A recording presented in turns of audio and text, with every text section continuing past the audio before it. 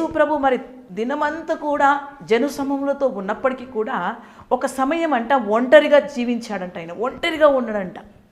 మరి ఒంటరిగా ఉన్నానని ఆయన కృంగిపోలేదు, ఒంటరిగా ఉన్నానని ఆయన బాధను అనుభవించలేదు. నాకు తండ్రి నన్ను పంపించాడు లోకానికి, ఈ ప్రజలందరి కొరకు నా ప్రాణాలను అర్పించమని చెప్పాడు, మరి నాకు ఇంకా సమయము రాలేదు, నేను ఒంటరిగా అయిపోయినానని ఎప్పుడు కూడా యేసు ప్రభు తలంచలేదు. కానీ యేసు ప్రభు మనకు ఒకటి చూపిస్తున్న విధానం ఏంటంటే, ఆయన ఒంటరిగా ఏం చేస్తున్నాడంట, సాయంకాలం అంట ప్రభుతో గడిపే కృపను పొందుకొని ఉన్నాడు. హల్లెలూయా.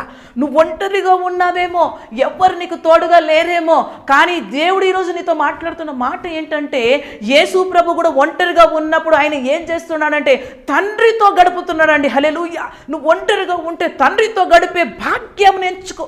ఈ లోకంలో ఎవరితో గడిపినా ఆ ఒంటరితనము పోదు, కానీ ఎప్పుడైతే నువ్వు తండ్రితో గడుపుతావో అప్పుడు ఆ ఒంటరితనం నుంచి నువ్వు విడుదల పొందుకుంటావు. హల్లెలూయా.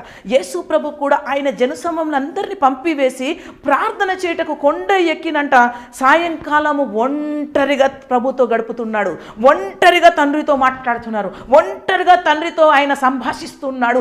నీవు కూడా ఒంటరిగా ఉన్నానని బాధపడకు, కృంగిపోకు, కృషించిపోకు. నువ్వు ఒంటరిగా ఉన్నప్పుడు భాగ్యమని ఎంచి తండ్రితో మాట్లాడు, ఆ దేవాది దేవుతో మాట్లాడు, ఆ దేవాది దేవునితో గడుపుని సమయాన్ని. లోకంలో ఉన్న వారితో గడుపుతే నీకు ఏమీ రాదు, కానీ నువ్వు ఒంటరిగా ఉన్నావని కృంగిపోయి కృషించిపోయిన స్థితిలో నువ్వు ఉంటూ ఈ వీడియోను చూస్తున్నావేమో, నువ్వు తండ్రితో మాట్లాడు.